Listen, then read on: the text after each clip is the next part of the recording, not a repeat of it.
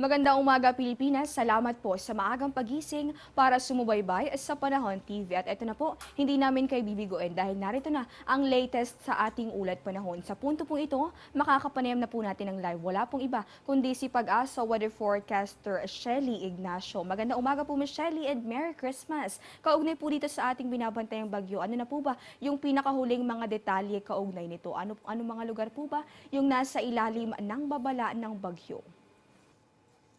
Merry Christmas rin sa iyo, Desiree, at sa ating mga taga-panood. At para nga dito sa binabantayan nating bagyong si Nina ay pinanatili niya ang kanyang lakas at ngayon as of 4 a.m. huli natin siya namataan sa layong 250 km east yan ng Virac, Catanduanes. At meron pa rin siyang taglay na lakas na hangin na umaabot ng 175 km per hour, samantalang yung gustiness naman niya ay umaabot naman ng 215 km per hour. Yung tinatak niyang direksyon ay pa-westward na sa bilis na 15 km per hour. Samantalang yung signal naman natin, meron tayong signal number 1, meron tayong signal number 3 dito sa may Catanduanes, Albay, Camarines Sur. Samantalang signal number 2 naman dito sa may Southern Quezon, Marinduque, Camarines Norte at Masbate.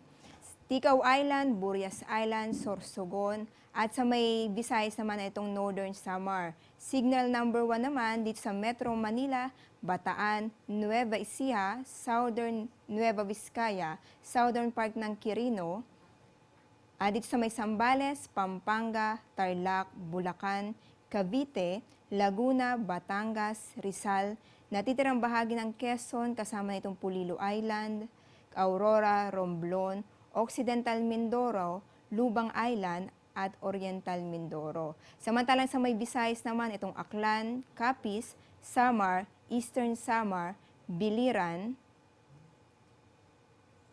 Leyte, at kasama na itong Bantayan Island.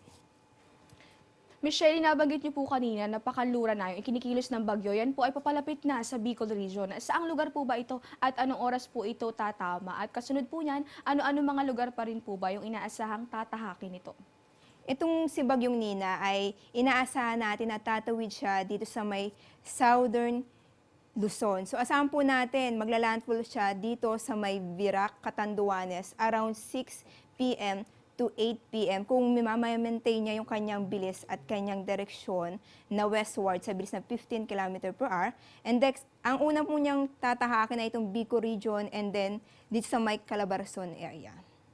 Ulitin lamang po natin para po sa ating mga kababayan, partikular na sa bahagi nitong Virac, Catanduanes, sa inyong lugar po inaasahang magla-landfall o tatama itong ating binabantayang bagyong Nina. Kaya naman ngayon pa lamang po ay maghanda na po kayo sa mga posibleng maging epekto nito. Bukod dyan, inaasahan din naman natin na ito po ay tatawid sa bahagi nitong Southern Luzon, kaya naman dapat din po at tayo ay mag-ingat na ngayon pa lamang. Ms. Shelly, kapag sinabi po nating landfall, ano po bang ibig sabihin nito? Ano po ba yung sitwasyon na dapat naasahan o yung mga maaring epekto nito sa isang lugar na tatamaan ng bagyo?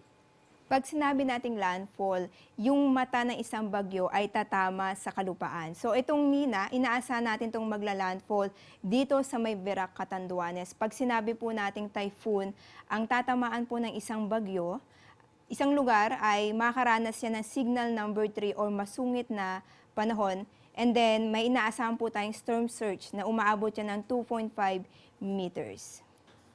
Ito naman po, Michelle, ipinatatanong ng isa sa mga Panahon TV followers. Wala pong iba kundi si Shad Silva. Ang sabi niya po, kapag tumama daw po ba sa lupa itong bagyo ay inaasahan ba nating hihina ito? At siguro po taga Zambales itong ating follower dahil ipinatatanong niya ano daw po ba yung magiging epekto nito sa nasabing probinsya.